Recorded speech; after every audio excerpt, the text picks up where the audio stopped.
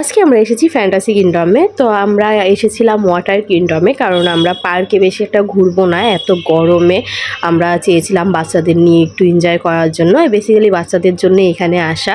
আর এই জিনিসটা খুবই সুন্দর একটা জিনিস, আমি যে বাড়ি আসি এই জিনিসটা আমার খুবই ভালো লাগে।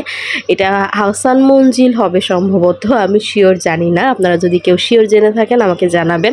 আর এখানে তো বাচ্চারা উঠে এখানে দাঁড়িয়ে তারা দেখতেছে। এরপর আমরা ভিতরে ঢুকে গিয়েছি ওয়াটার পার্কের। আর এখানে বসে বসে আইসক্রিম খাচ্ছে আমার ছোট বেবি। এত গরমে মাথা একদম ব্যথা হয়ে গেছে। এর মধ্যে হচ্ছে লাফালাফি ঝাপাঝাপি যত ধরনের এনজয় করার সব বাচ্চারা করেছে। বেসিক্যালি বাচ্চাদের জন্যই এখানে আসা।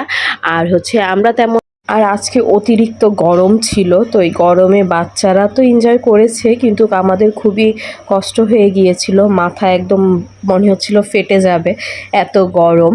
তো তারপরেও সব মিলে আলহামদুলিল্লাহ অনেক মজা করেছি। তো দেখা হবে নেক্সট ভিডিওতে। আল্লাহ হাফেজ।